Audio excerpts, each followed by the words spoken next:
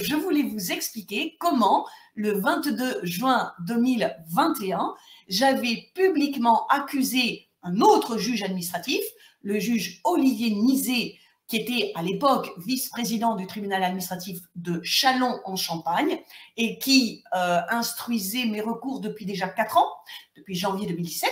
En fait, il ne les instruisait pas, hein, vous avez bien compris, mais bon, sur le papier, c'était lui qui instruisait et qui était chargé de juger. Et donc, ce jour-là, le 22 juin 2021, eh bien, je l'ai accusé publiquement de déni de justice et de complicité de harcèlement moral avec les harceleurs, les hiérarques harceleurs du rectorat de Reims.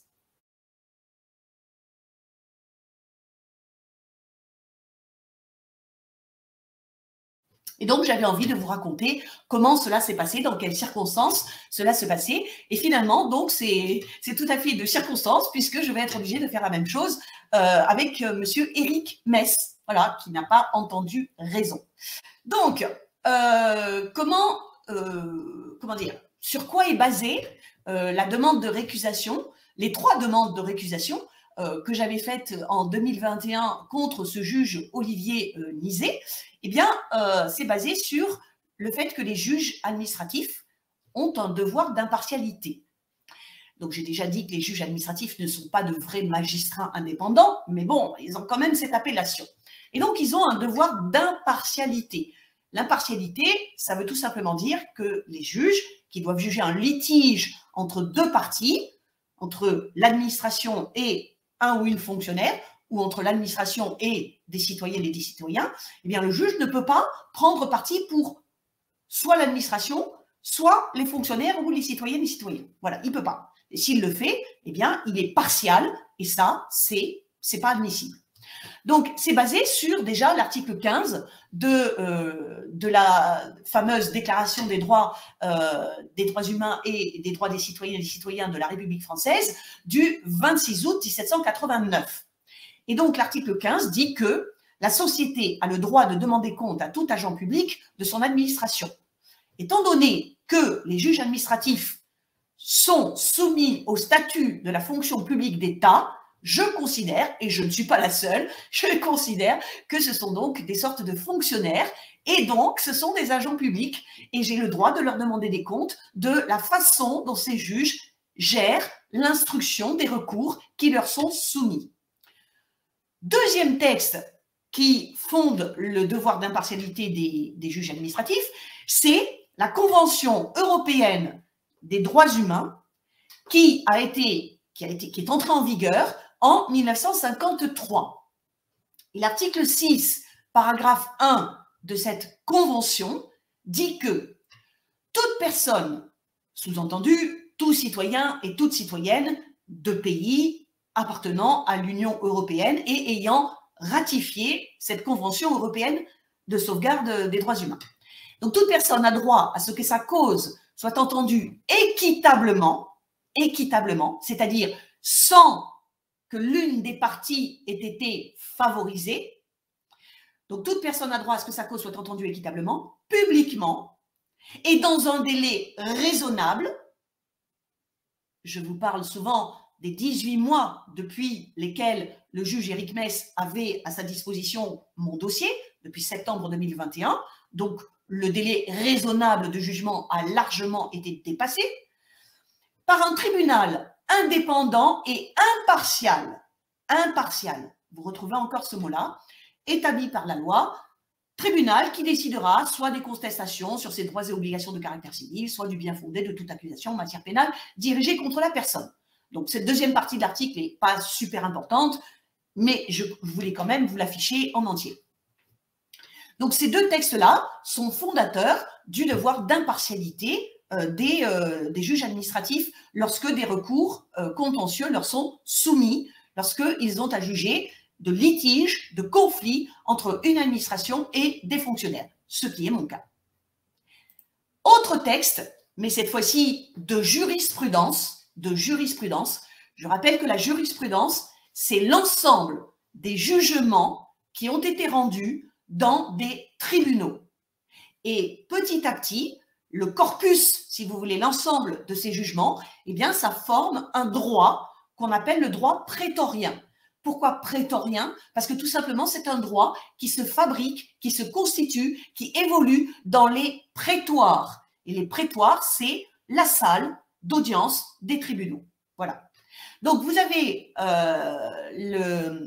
pour justement expliciter cet article 6 de la Convention européenne des droits humains que je vous ai montré, vous avez un guide qui a été rédigé, qui est très, très, très bien fait, qui a été rédigé par la Cour européenne des droits humains. Et cette Cour européenne des droits humains a rédigé ce guide en justement utilisant tous les arrêts qu'elle avait rendus lorsque des conflits lui avaient été soumis, des conflits qui venaient de citoyens et de citoyennes de pays de l'Union européenne qui se retournaient contre leur pays. Et donc, dans ce guide, eh bien, vous avez le paragraphe 289 qui dit que la Cour européenne des droits humains a souligné que les apparences peuvent revêtir de l'importance. Les apparences par lesquelles la justice est rendue dans les tribunaux. Comme le dit un adage anglais, un proverbe anglais, justice must not only be done, it must also be seen to be done. Ce qui veut dire en français, il faut non seulement que justice soit faite, mais aussi qu'elle en donne les apparences, qu'elle donne les apparences que la justice est bien rendue.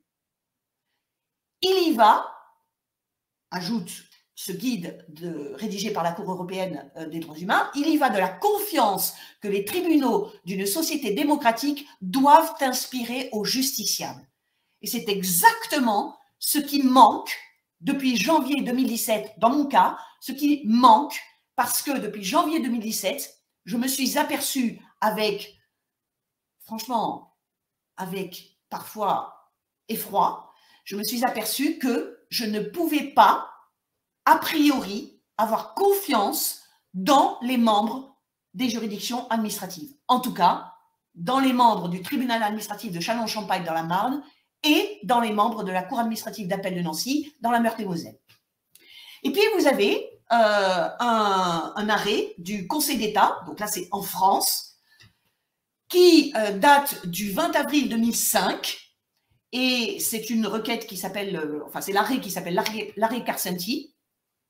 Et donc, il est très important cet arrêt parce que, encore une fois, le Conseil d'État, c'est le troisième et dernier niveau en France de la juridiction administrative.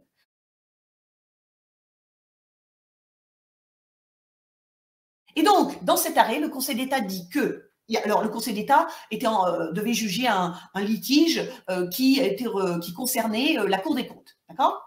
Mais voici ce qui est important. Considérant d'une part que la Cour des comptes est ainsi que toute juridiction, et donc les juridictions administratives, soumises au principe d'impartialité qui fait partie des principes généraux du droit. Les principes généraux du droit, c'est une catégorie de principes, ça veut dire que c'est très très important. Donc le principe d'impartialité des membres d'une juridiction administrative fait partie des principes généraux du droit. Et cet arrêt a été rendu par le Conseil d'État.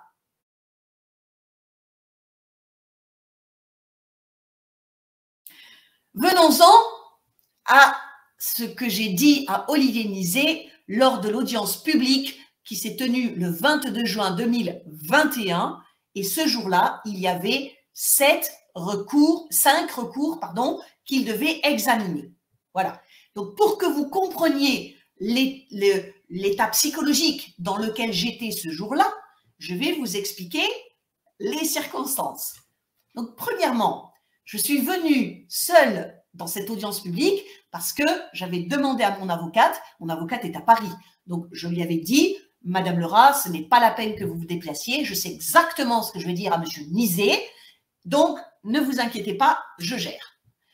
Et donc, je voulais lui déclarer publiquement à Monsieur Nizet, au minimum, que sa présence dans la salle d'audience le 22 juin 2021 était parfaitement illégitime parce que le 7 juin 2021, j'avais déposé contre lui auprès de la procureure de Châlons-en-Champagne, j'avais déposé une plainte pénale pour déni de justice et complicité de harcèlement moral avec des hiérarques du rectorat de Reims. Donc ça, je veux dire, c'est hallucinant quand même. Le 7 juin, je porte plainte contre un juge et le 22 juin, ce juge, il est quand même là sur l'estrade à siéger et il va statuer sur mes dossiers. Non mais je voulais au moins, au minimum, dire cela. Parce que, évidemment, j'avais prévu qu'éventuellement, M. Nizet me dise « Madame Chassard, ça suffit, je n'ai pas envie de vous entendre m'insulter ou m'injurier ou mettre en cause mon impartialité et je vous demande de sortir de la salle et manu militari s'il le faut. » J'avais prévu, évidemment, ce cas. D'accord? Et c'est pour ça que j'avais demandé à mon amie Vanessa de venir avec moi dans la salle d'audience. Et elle est restée. Elle a été témoin de ce qui s'est passé. Ensuite, le texte de ce que j'avais dit à M. Nizet, après l'audience du 22 juin, je l'ai envoyé à la procureure de Châlons-en-Champagne, auprès de qui j'avais porté plainte. Je le lui ai envoyé en lui demandant expressément d'être auditionné. Parce que c'est la moindre des choses quand même, hein, pour une procureure de la République. Elle reçoit une plainte contre un juge administratif. Je veux dire, la moindre des choses, c'est qu'elle m'entende. Bah, madame, qu'est-ce que vous avez à reprocher à M. Nizet? Mais pas du tout. Madame Ambéline Mahugier, elle n'en a cure de m'écouter, évidemment. Elle préfère classer sans suite et mettre dans un tiroir. Enfin, plutôt, mettre dans un tiroir et classer sans suite. Donc, j'avais envoyé le texte de ma déclaration le 1er juillet 2021. Et le 6 juillet 2021, lorsque le juge Olivier Nizet a rendu les 5 jugements dans les 5 recours qu'il avait examinés, eh bien, j'ai constaté que c'était pas marqué que j'avais pris la parole. Eh bien, j'ai demandé, j'ai exigé auprès du greffe du tribunal administratif de Châlons-en-Champagne d'avoir un document où il était mentionné que j'avais pris la parole et où tous les propos que j'avais tenus seraient précisément inscrits. Eh bien, il m'a fallu 4 semaines pour avoir ce document. Et donc, vous voyez, il y a la signature de Olivier Nizet et la signature de la greffière Nora Masson. Voilà. Et j'ai mis 4 semaines pour avoir ce document. Mais je vous assure que ça en valait la peine. Et donc, maintenant, eh bien, je vais vous répéter mot pour mot la déclaration que j'ai faite à M. Olivier Nizet le mardi 22 juin 2021 dans la salle d'audience du tribunal administratif de Châlons-en-Champagne. Monsieur Nizet, j'ai une déclaration à faire parce que je ne vais pas rester dans cette salle d'audience. Cette audience est totalement illégitime.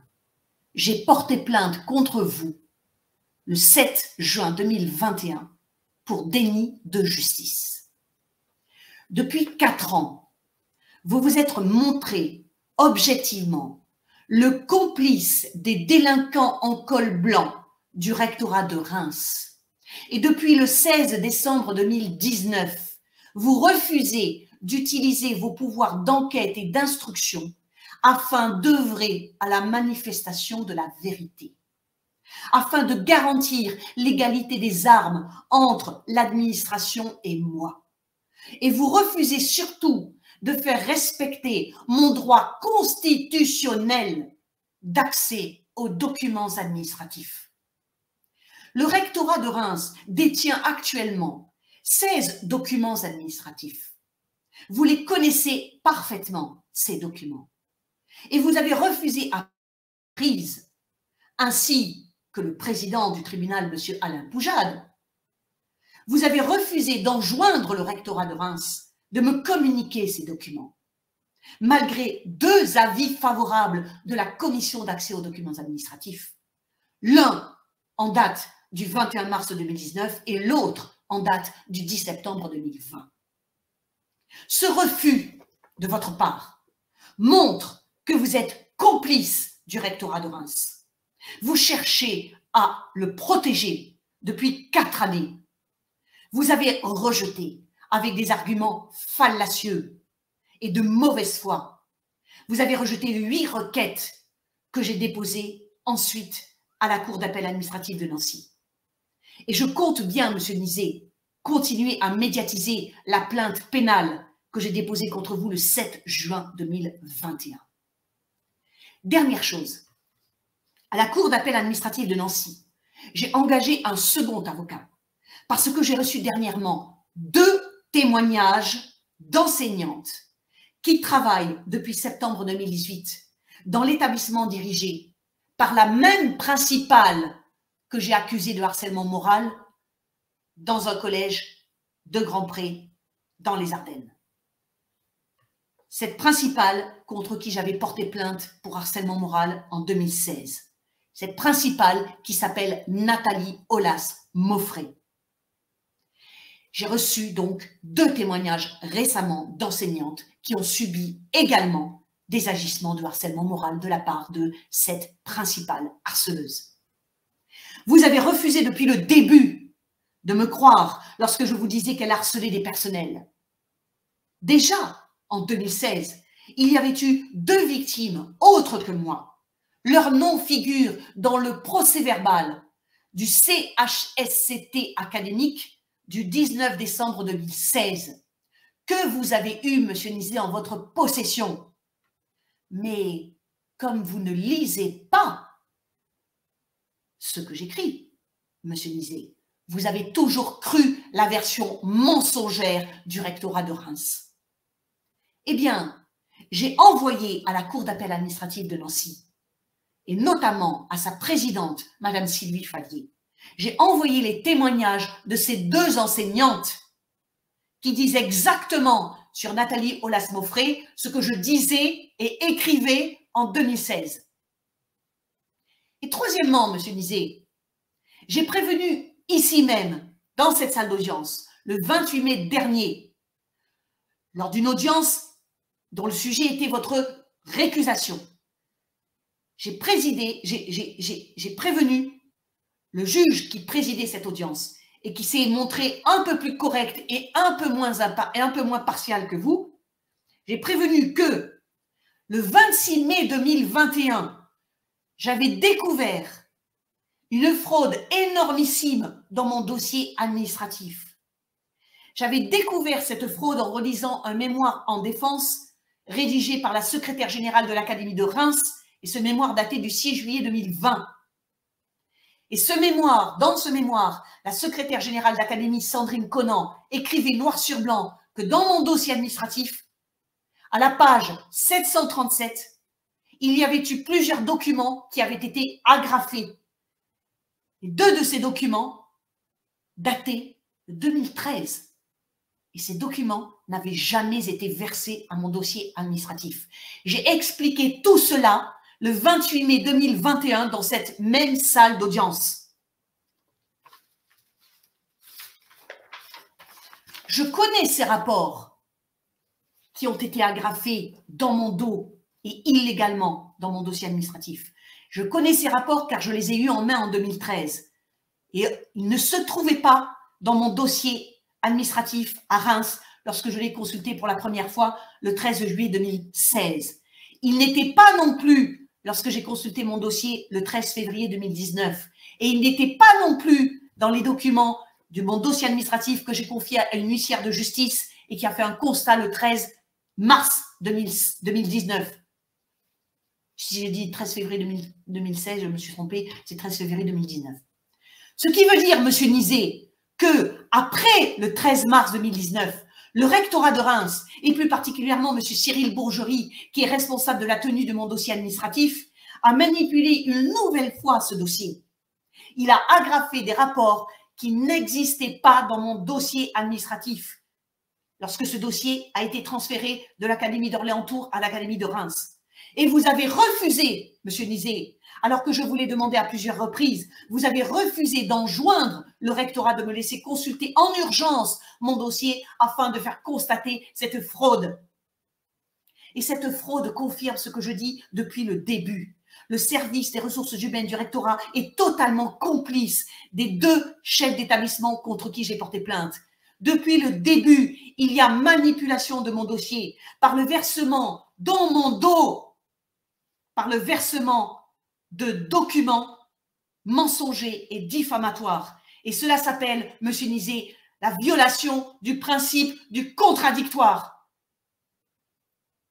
Monsieur Nizet, depuis 4 ans, vous participez à la violation du principe du contradictoire qui est constitutionnel. Vous participez à la violation du principe du respect des droits de la défense qui est constitutionnel. Vous participez à la violation du droit d'accès aux documents administratifs qui est constitutionnel. Depuis la décision du Conseil constitutionnel du 3 avril 2020, c'est une décision du 3 avril 2020, décision 2020-834 QPC. Donc, cette audience n'est qu'une mascarade de justice. J'ai dit à plusieurs reprises, quand je suis venue ici, que j'avais confiance dans la juridiction administrative. Je me suis aperçue depuis 4 ans, et le Conseil d'État donne depuis 1 an et demi l'exemple de la servilité, de la soi-disant justice administrative qui est de mèche avec l'administration. Voilà ce que j'avais à vous dire, Monsieur Nizet. Hier, j'ai envoyé un courriel à la procureure de Châlons-en-Champagne en rappelant que j'avais porté plainte contre vous et que je demandais à être entendue dans les plus brefs délais. Et croyez-moi, je vais continuer à médiatiser cette plainte. Et pour que vous ayez une idée de la façon dont va se terminer votre carrière, Monsieur Nizet, je vais vous dire autre chose. Dans le dossier numéro 19-02-470 que défend soi-disant Maître Chauffour était l'avocat du rectorat et il était à ma gauche. Oui, à ma gauche. Qui n'a pas eu de communication des mémoires en réplique que je vous ai adressé d'ailleurs. Il y a un médecin expert agréé qui s'appelle Hugues Collin, médecin expert psychiatre, qui m'a soi-disant expertisé à la demande de l'administration le 21 juin 2018. Il a attendu 9 mois pour rédiger son rapport après sa soi-disant expertise. Et il a envoyé ce rapport directement à l'administration le 3 avril 2019 à la DSEN des Ardennes. Cela s'appelle une violation du secret médical. Et j'en ai des preuves. Et vous allez les avoir cette semaine, ces preuves. Parce que non seulement vous avez en votre possession la transcription des dialogues avec les agentes administratives qui m'ont appris la violation du secret médical, mais vous aurez aussi les enregistrements audio que j'ai de ces agentes administratives. Et vous pourrez juger en votre âme et conscience si oui ou non je dis la vérité. Je vous souhaite une bonne fin de matinée, messieurs, dames. Au revoir.